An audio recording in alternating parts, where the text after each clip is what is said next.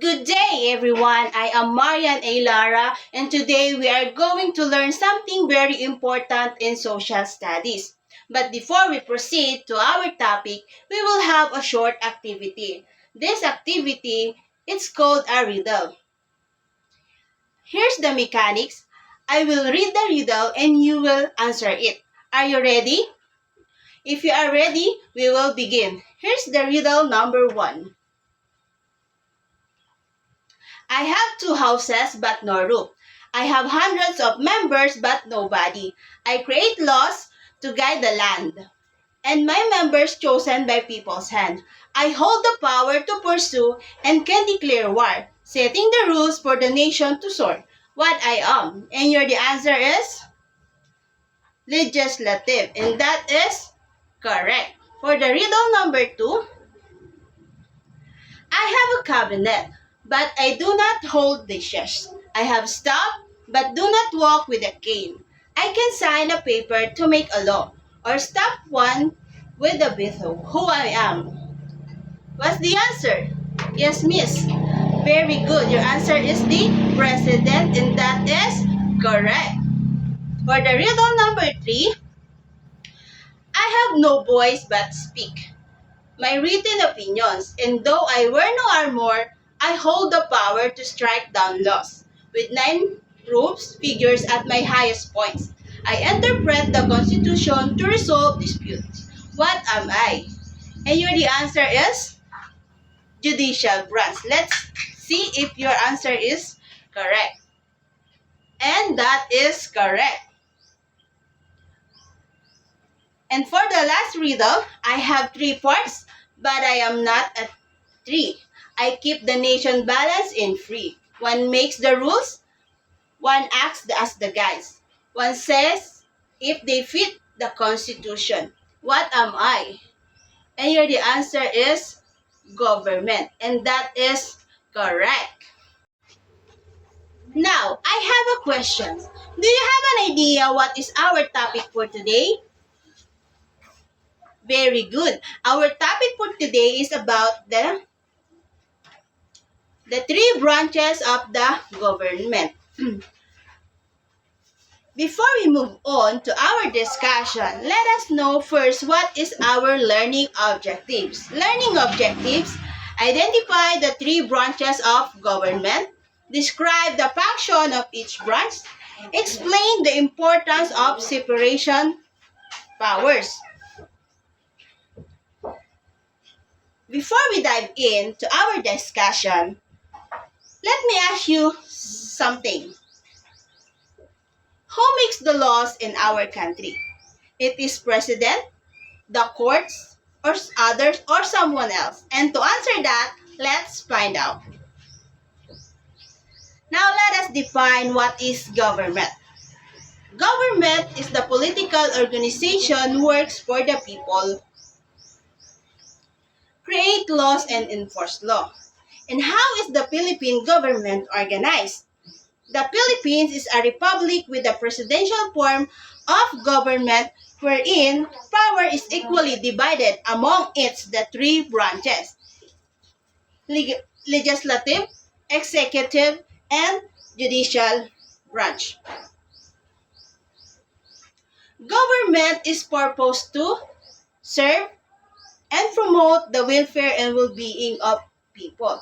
Ibig sabihin, ang gobyerno ay layunin nito na maglingkod at i-promote ang kaayusan, ang kapakanan ng bawat mamamayang Pilipino. To exercise political control and direction over the action of the people. Upang mapangalagaan din gabayan ang bawat mamamayang Pilipino sa kanilang mga ginagawa,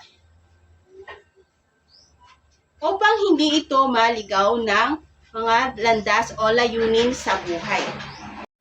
Ngayon, dadako naman tayo sa branches of government. Ito ay ang legislative, executive, at judicial. Now, let us define what is legislative branch. Legislative branch is the part of the government that makes the laws for the country.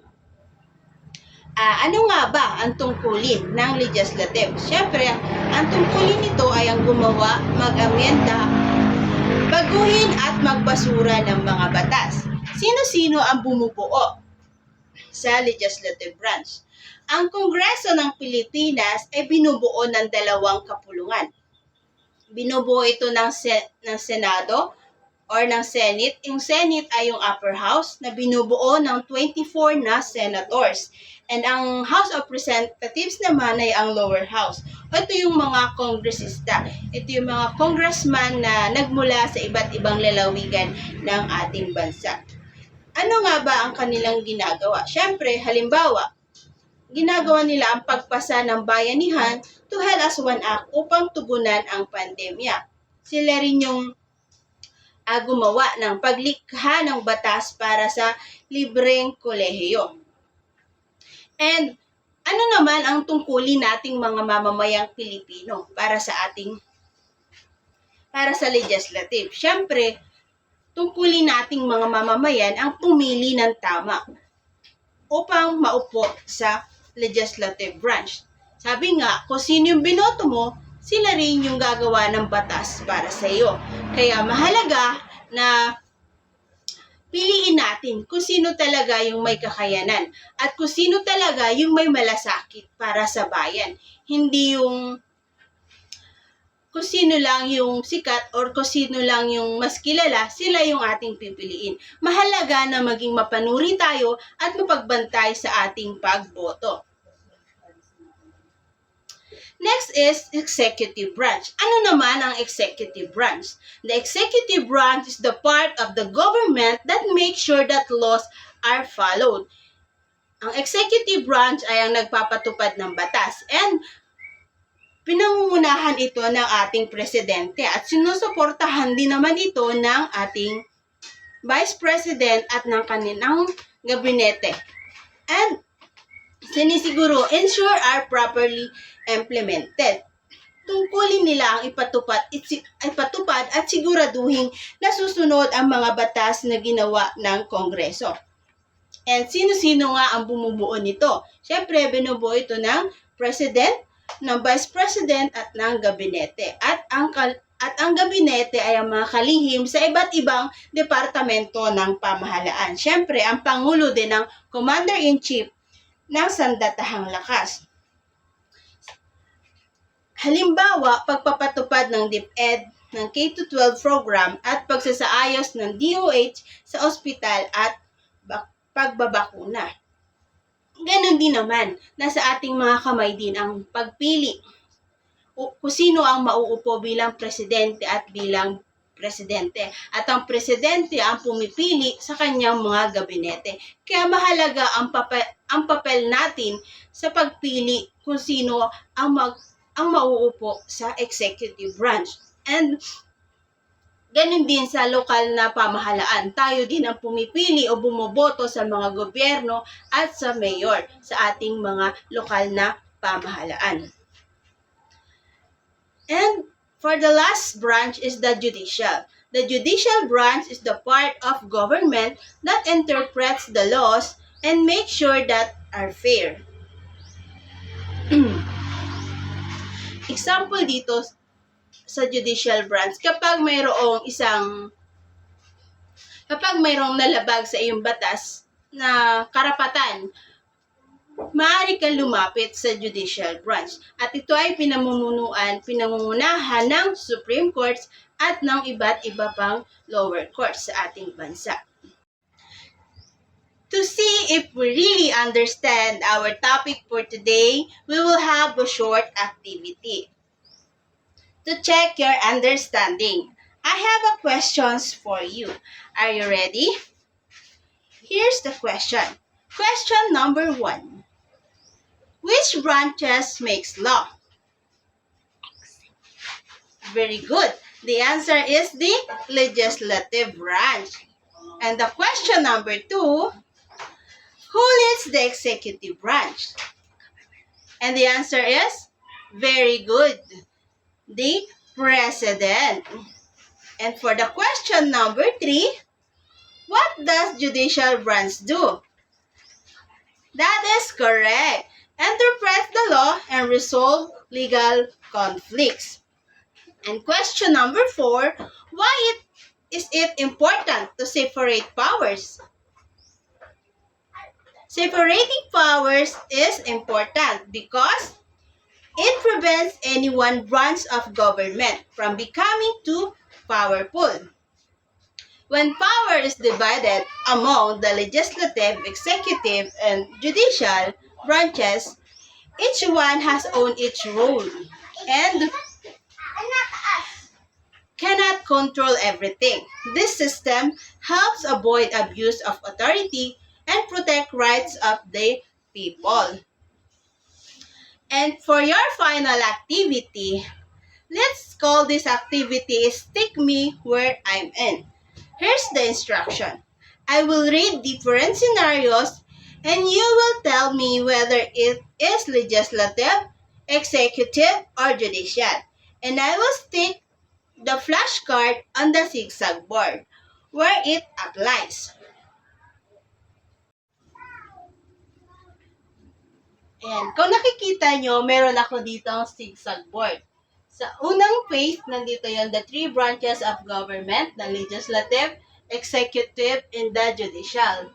Dito naman sa next ay yung legislative branch, kung saan nakalagay dito, makes the law, kung pinangungunahan ito ng, o binubuo ito ng Senate at ng House of Representatives.